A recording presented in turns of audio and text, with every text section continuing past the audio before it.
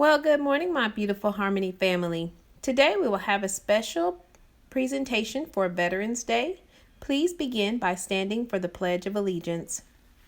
I pledge allegiance to the flag of the United States of America and to the republic for which it stands, one nation, under God, indivisible, with liberty and justice for all. Honor the Texas flag. I pledge allegiance to the Texas, one state, under God, one and indivisible. We will now have our moment of silence, which we will observe additional silence for all of our veterans who are no longer with us and given the ultimate sacrifice.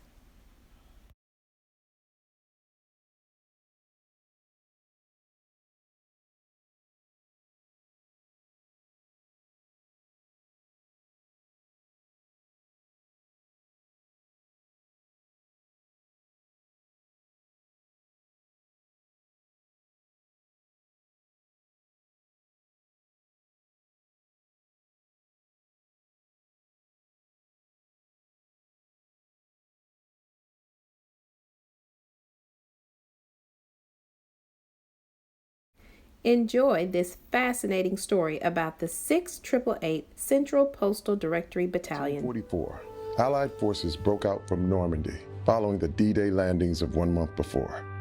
American troops began their march across France, liberating Paris and making their final push into Nazi Germany. As fighting intensified, so did the need for reminders of who and what they were fighting for. Letters and packages were the connections to loved ones and to their lives at home. But as the American army spread across Europe, delivery of mail became ever more difficult.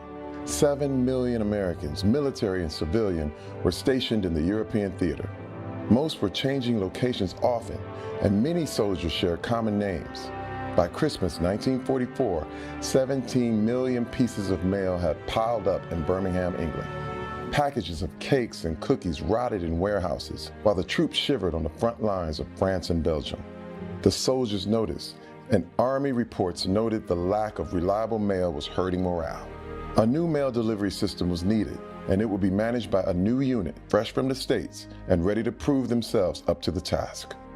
On February 3, 1945, the first group of women from the 6888th Central Postal Directory Battalion shipped out from New York. The 6888 was the first Army unit of its kind, consisting entirely of African American women. It was under the command of Major Charity Adams, the first black woman to earn a commission in what would become the Women's Army Corps. Arriving in Birmingham, the women of the 6888 were met with unheated warehouses stacked to the ceiling with letters and packages. Immediately, they got to work, splitting into shifts and working 24 hours a day, 7 days a week. They tracked the locations of millions of troops and had the solemn duty of returning mail addressed to service members who had died. All the while, the stacks of undelivered mail began to shrink as the 6888 adopted the motto, "No mail, low morale." And yet they still found themselves having to prove their worth to their fellow Americans. During an inspection by an Army general, Major Adams was chastised for not having all her troops present. She explained that the women worked in shifts and that she was following orders as she was given but was cut off. The general threatened to send a white officer to show her how to command the unit.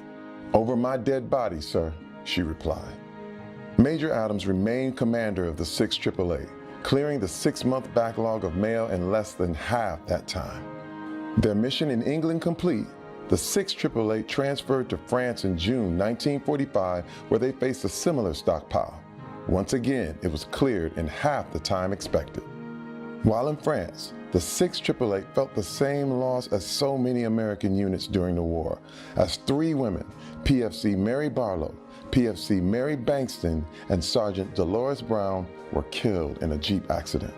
They would be buried with honors alongside their brothers in arms at the Normandy American Cemetery. Only 4 women would be buried in Normandy. 3 were from the 6888. By late 1945, the war now over, American troops began their long-awaited trek home. Among those heading home was the general who had threatened to replace Major Adams. Since that encounter, they had developed a good working relationship, and just before leaving, he showed up unannounced. "Adams, I've received my orders to return to the States, he told her. It's not easy for me to say what I've come to say.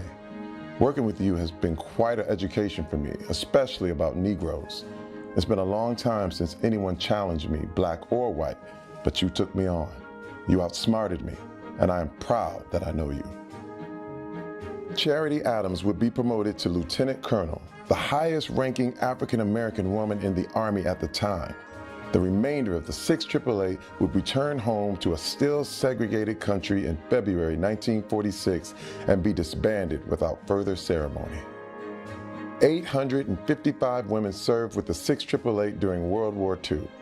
They were the only battalion of all African-American women to serve abroad during the war.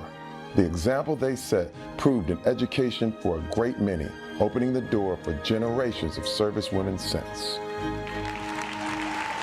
Ladies and gentlemen, the surviving women of the 6th AAA Central Postal Directory Battalion.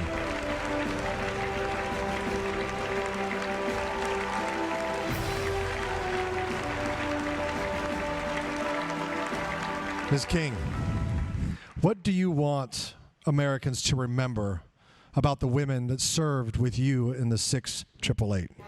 We wanted to do our part in serving our country to make people realize that we too loved our country. Absolutely. Mrs. Ruddock, what was the most rewarding part for you in serving with the 6th AAA?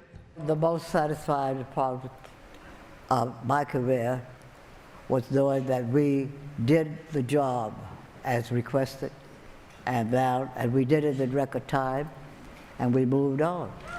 Absolutely did your job. Yeah. I'm curious to know, what does it mean for the 6th AAA to finally be receiving the recognition they deserve after 75 years? Well, it was quite a surprise. We had gone about our duties and marriage and making our lives. It's quite wonderful to know that people really cared. I think it's a great thing, but I truly, truly regret the fact that it boils down to 7 of us to receive the gratification when there were so many who gave their lives to retake the goal of the past. Ladies and gentlemen, the surviving veterans of the 6th AAA.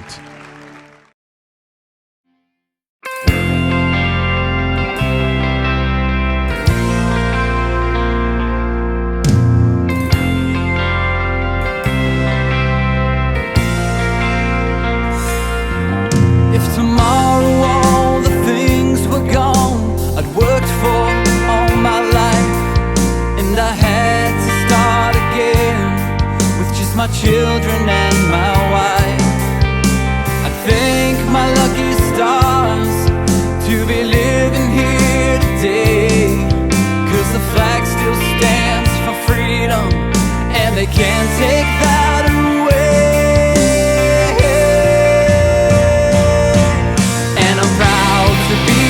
American, where at least I know I'm free, and I won't forget the men who died, who gave that right to me, and I'll gladly stand up next to you and defend her still today, 'cause there ain't no doubt I love this land.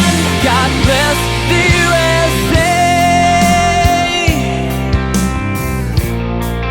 God bless the USA.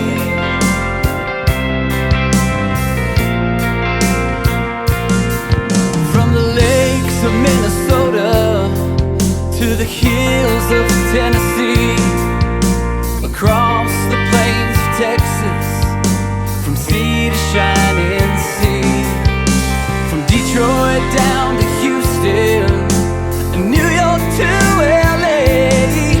Well, there's pride in every American heart, and it's time we stand and say that I'm proud to be an American.